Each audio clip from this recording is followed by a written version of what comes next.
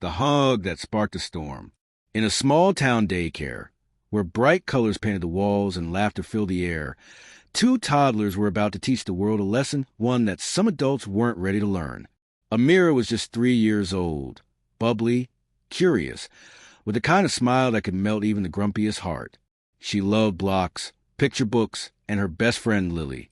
Lily was 3.5, a little taller, with golden curls and an endless giggle. From the moment they met, they were inseparable. They sat together during snack time.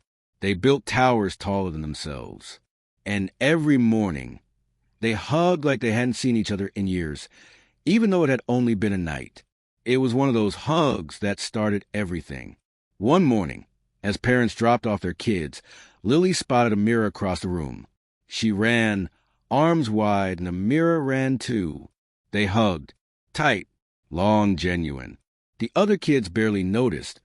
Hugs were normal here, but one teacher did notice. Miss Karen, the assistant teacher, frowned. She walked over and gently pulled Lily away. "Lily, remember what we talk about. You can't be all over people," she said with a forced smile. But it wasn't just about personal space. Because later, Lily was hugging another child, a white boy, and Miss Karen didn't say a word. That afternoon, Lily's mother picked her up. She noticed her daughter seemed sad. "What's wrong, sweetheart?" Lily looked up and whispered, "Miss Karen doesn't want me to hug Mira." Her mother's stomach tightened. She asked another parent, Amira's mom, if something had happened, and that's when they realized this wasn't the first time. Amira's mom remembered the way Miss Karen often separated them during playtime, the way she gave shorter, sharper instructions to Amira than the other kids, the way she once said, "It's important the kids stick with their own kind so they feel comfortable." The next morning, the two mothers went to speak with the daycare director.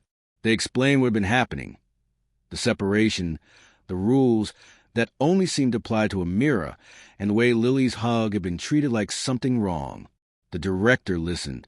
Then she sighed. "We'll look into it." But nothing changed. A week later, the daycare held a friendship day.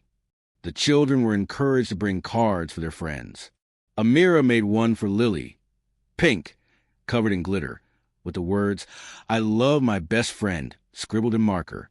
When Amira tried to give it to Lily, Miss Karen stepped in. "That's not appropriate. You two spend too much time together." Amira's eyes filled with tears. Lily hugged her anyway, and this time they both cried. That was it. The mothers decided to remove their children from the daycare. But they didn't stop there. They posted their story online, not with anger, but with love. A photo of the two toddlers hugging, under the caption, "Friendship has no color. Why do some adults still see it?" The photo went viral. Thousands shared it. Parents, teachers, and even strangers wrote about their own childhood friendships that had crossed racial lines.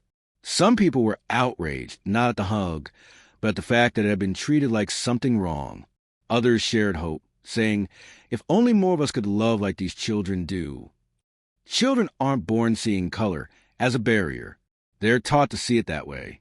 And sometimes it takes the smallest arms, wrapped around a friend, to remind us what's possible. Because love is learned, but so is hate, and the choice is ours. Stop teaching division. Start teaching compassion.